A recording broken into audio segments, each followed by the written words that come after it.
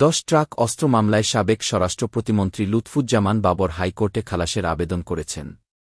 বুধবার দুপুরে তার আইনজীবী যুক্তিতর্ক উপস্থাপন শেষে এ তথ্য জানান।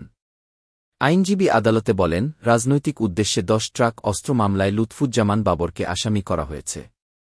এখানে সাক্ষীদের মধ্যে কেউই বলেনি যে তিনি এই মামলায় জড়িত। তবুও তাকে মৃত্যুদণ্ড দেওয়া হয়েছে।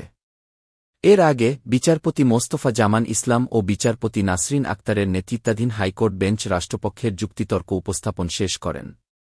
গত 6 নভেম্বর ডেথ রেফারেন্স ও আপিলের শুনানি শুরু হয়, যেখানে রাষ্ট্রপক্ষ পেপারবুক উপস্থাপন করে। 2004 সালের 1 এপ্রিল সিইউএফএল ঘাট থেকে 10 ট্রাক অস্ত্রের চালান আটক করা হয়। এ ঘটনায় কর্ণফুলী থানায় অস্ত্র আইন ও বিশেষ ক্ষমতা আইনে চোরাচালানের অভিযোগে 2টি মামলা দায়ের করা হয়। মামলার রায় 2014 সালের 30 জানুয়ারি চট্টগ্রাম মহানগর দায়রা জজ আদালত এবং বিশেষ ট্রাইব্যুনাল 1 দ্বারা ঘোষণা করা হয়। অস্ত্র চোরাচালান মামলায় বিচারিক আদালতের রায়ে সাবেক শিল্পমন্ত্রী ও জামায়াতে ইসলামীর আমির মতিউর রহমান নিজামী, সাবেক স্বরাষ্ট্র প্রতিমন্ত্রী লুৎফুজ্জামান বাবর, ভারতের বিচ্ছিন্নতাবাদী সংগঠন উলফার সামরিক কমান্ডার পরেশ বড়ুয়া এবং 2টি গোয়েন্দা সংস্থার ঊর্ধ্বতন কর্মকর্তাসহ 14 জনকে মৃত্যুদণ্ডের আদেশ দেওয়া হয়। অস্ত্র আইনে দায়ের করা অন্য মামলায় একই আসামিদের যাবজ্জীবন কারাদণ্ড দেওয়া হয়।